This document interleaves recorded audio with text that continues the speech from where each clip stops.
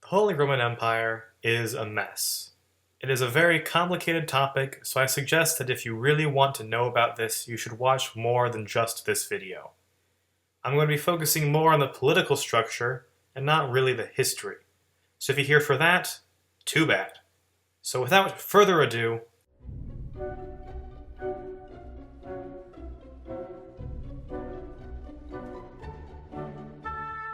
before we can even begin with the HRE, I have to just briefly go over feudalism. Feudalism itself is very complicated, so I'm just generalizing here. But basically, it's this. I own some land. I give a dude some of my land, and he will work for me. He gives other people some land, and they will work for him. And then they give even more people land. Since you work for the guy who gave you land, it forms a hierarchy of landowners. And this hierarchy goes in this basic order: Emperor, King, Duke, Count, Baron, Knight. These titles vary in amount and name depending where you are, but they all basically follow that structure. So keep this hierarchy in mind as we go through the rest of the video.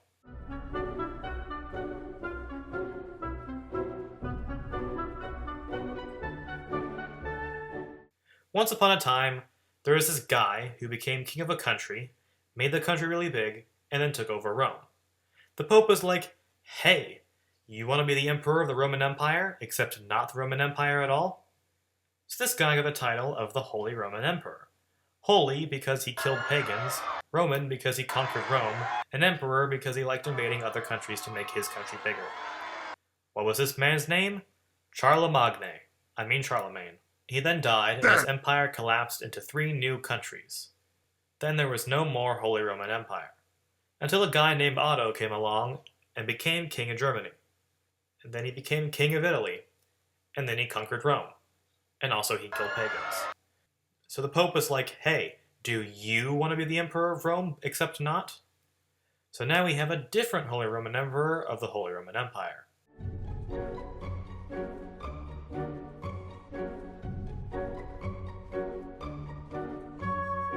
Originally, the HRE was super simple. There was the Empire, the Kingdom of Germany, and the Kingdom of Italy.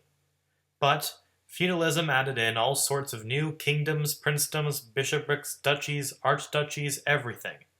Up until there were about 100 of feudal land deals all over the place. This was mostly contained, and the process to get to the hundreds was really long, but when it got to that point, there was just so many feudal places that were all at least somewhat powerful. And when you have a bunch of feudal places that are all somewhat powerful, it's not the best way to run a country.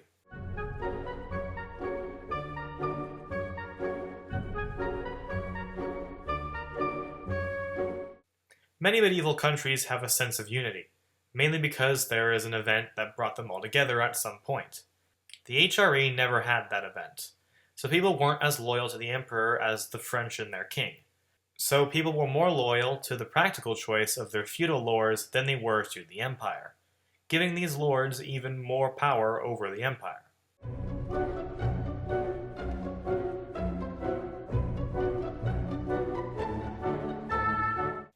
Unlike the HRE itself, the feudal lords were actually able to keep control of their territory and people, making all the sub-emperor titles basically their own countries.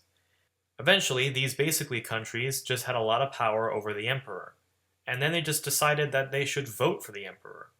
Not the people voting, just the powerful lords and the basically countries. This voting very quickly corrupted, and the family called the Habsburgs kept winning. Remember these people. They are important. We'll get back to them.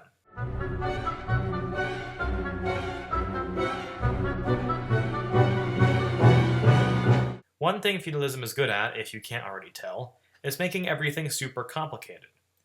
One thing you're able to do in feudalism is inherit lands outside of your country.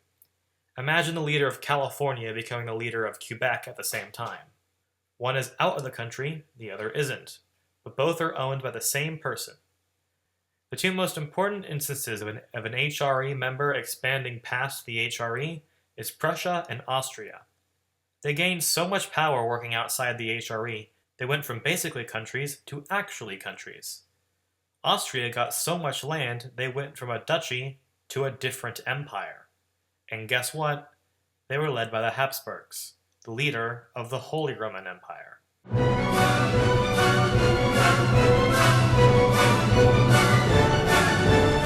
The 30 Years' War was where a bunch of people in Europe fought each other.